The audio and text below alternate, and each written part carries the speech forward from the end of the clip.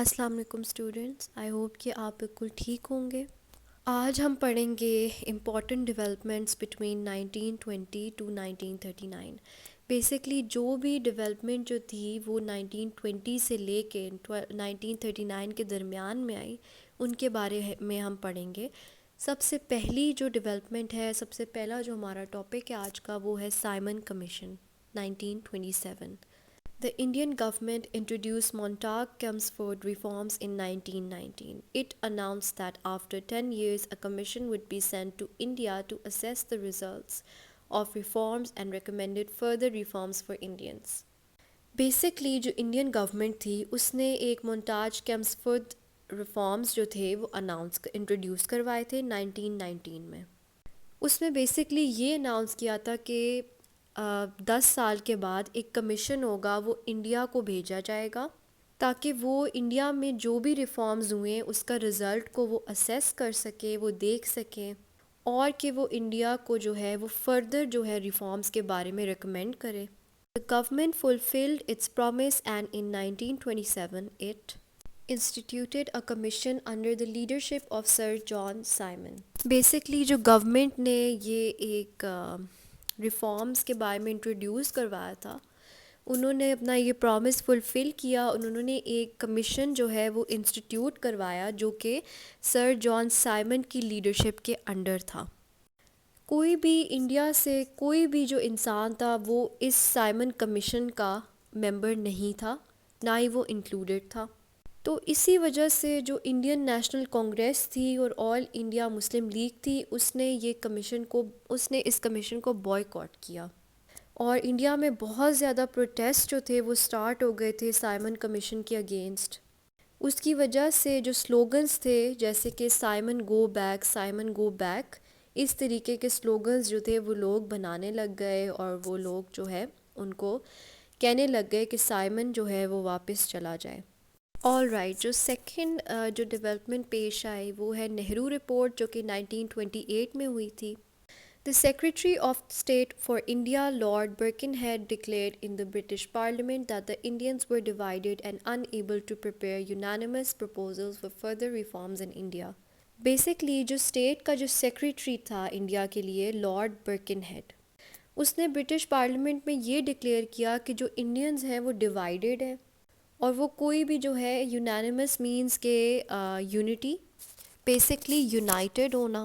تو اس نے یہ کہا کہ جو انڈیا ہے وہ فلی ڈیوائیڈڈ ہے، مطلب ان کے بیچ میں کوئی یونٹی نہیں ہے، اور وہ کوئی بھی ایسے پروپوزلز جو ہے وہ پریپیئر نہیں کر پا رہے because of all of this dish unity.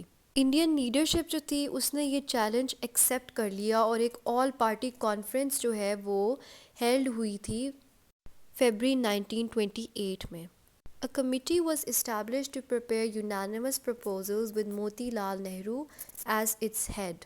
ایک کمیٹی اسٹیبلش کی گئی تھی جس کے جو ہیڈ تھے وہ موتی لال نہرو تھے، اور یہ کمیٹی اس ریزن کے لیے اسٹیبلش کی تھی کہ وہ ایک یونانیمس پروپوزل جو ہے وہ پریپیئر کریں گے، جو کہ ساری جو پارٹیز اس پہ اگری کریں گی، اور وہ یونٹی پہ بیسڈ ہوگی۔ اس کے بعد کچھ دوسرے ممبرس کا نام لکھا ہوا ہے، یہ آپ نے بہت اچھے طریقے سے یاد کر لینے ہیں۔ یہ کمیٹی جو تھی اس نے مسلمانوں کی سارے انٹرسٹ کو اگنور کر دیا تھا، اور انہوں نے ایک ایسی رپورٹ پاس کی جس کا نام ہے نہرو رپورٹ۔ جو مسلم ممبرس تھے انہوں نے بالکل ریفیوز کر دیا تھا اس پروپوزل کو۔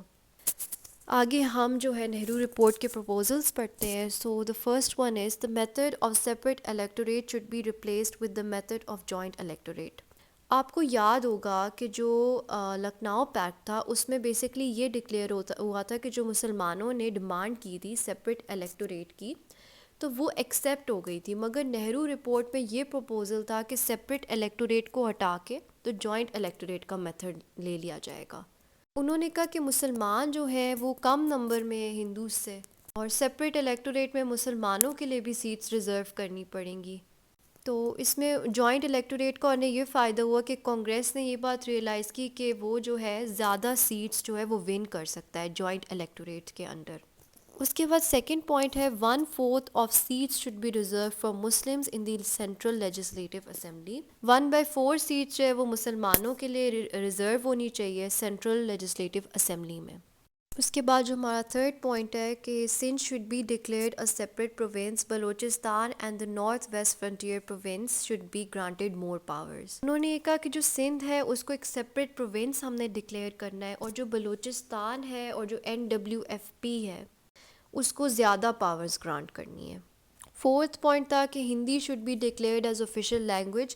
ہندی لینگویج ہے اس کو انہوں نے آفیشیل لینگویج بنا دیا تھا یونائٹڈ انڈیا کا.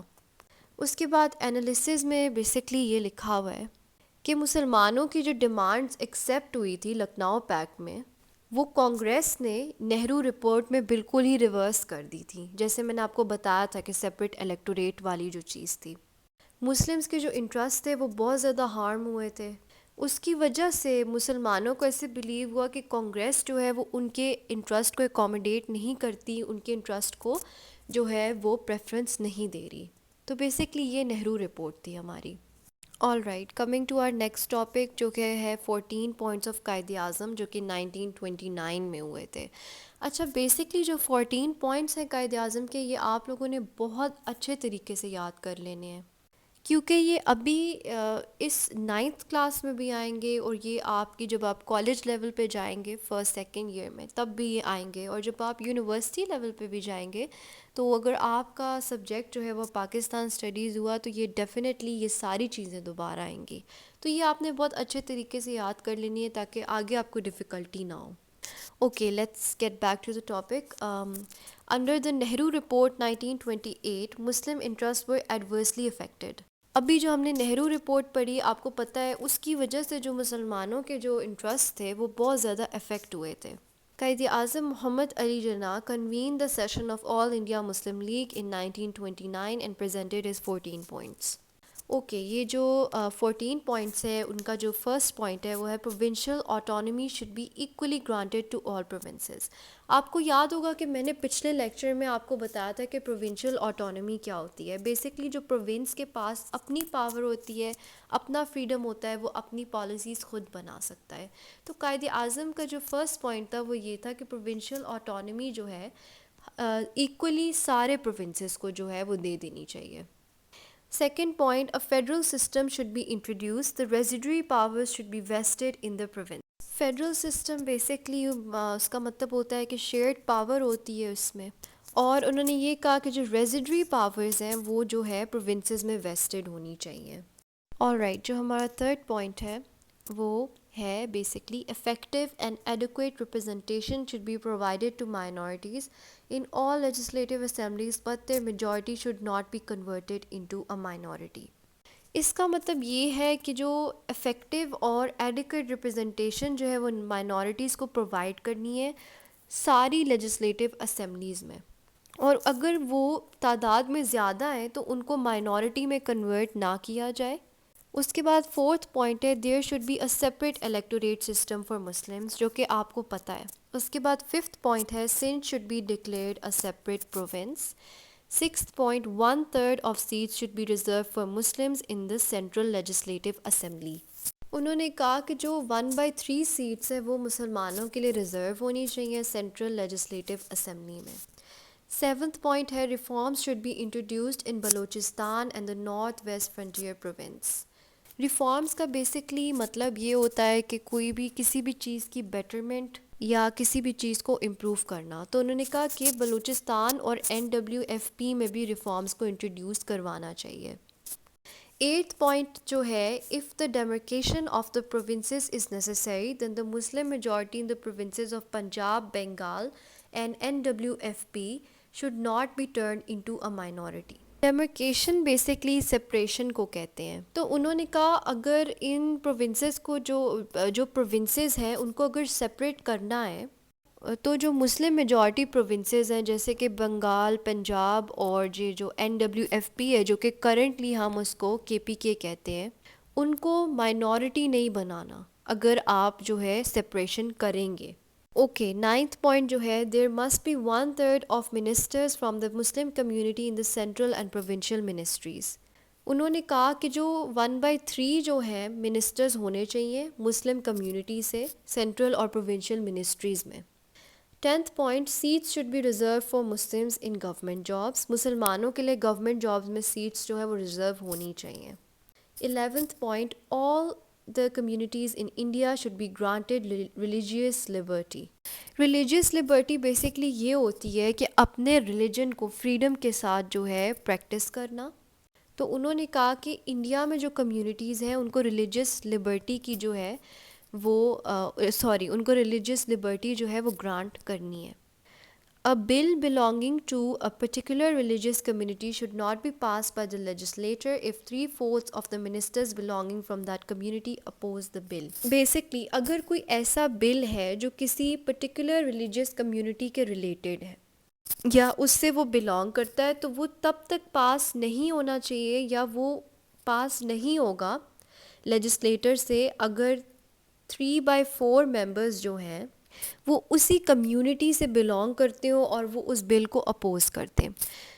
جیسے کہ آپ سوچیں اگر مسلمانوں کے بارے میں مسلم کمیونٹی کے بارے میں کوئی بل جو ہے وہ پاس کر رہے ہیں تو اگر 3/4 ممبرز جو ہے مسلم کمیونٹی کے انہوں نے اس بل کو اپوز کر دیا تو وہ بل جو ہے وہ پاس نہیں ہو سکے گا.